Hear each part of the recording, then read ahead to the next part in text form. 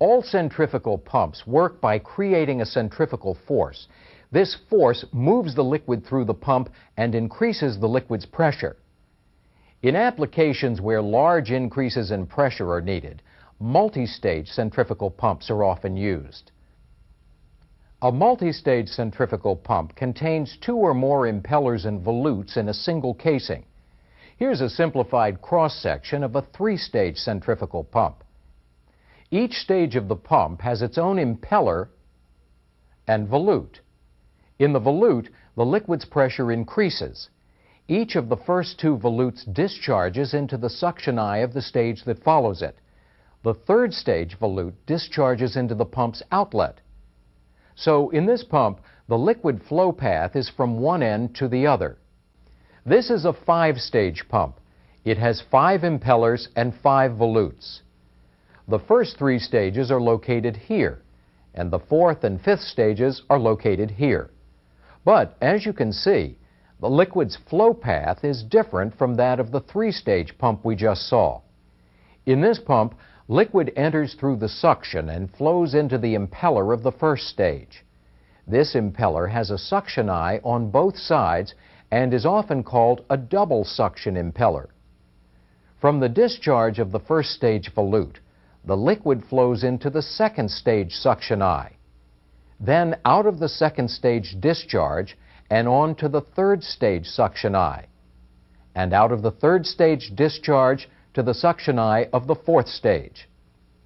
The liquid from the fourth stage is routed to the suction eye of the fifth and final stage. After the liquid passes through the fifth stage, it leaves the pump through the discharge piping.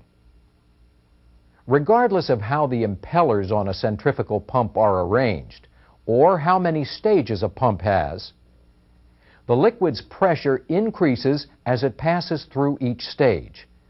This creates a thrust across the impellers in each stage. This thrust, known as axial thrust, is caused by the difference in pressure between the suction eye and the volute.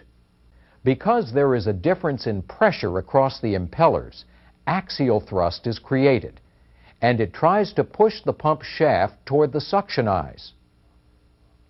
In order for the pump to operate properly, the thrust must be offset. On some pumps, the thrust is offset by using a thrust bearing or a device known as a balance piston or balance drum. On other pumps, the thrust is offset by the arrangement of the impellers. This pump has a balance piston. During operation, some of the fluid leaving the pump flows along the shaft and exerts pressure against the balance piston.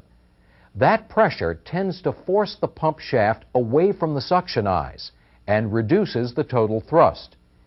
Any fluid that passes by the balance piston is returned to the suction side of the first stage. Now on this pump, the arrangement of the impellers is used to offset axial thrust. Processed liquid enters the first stage impeller from both sides, so the pressures on both sides of the impeller are equal.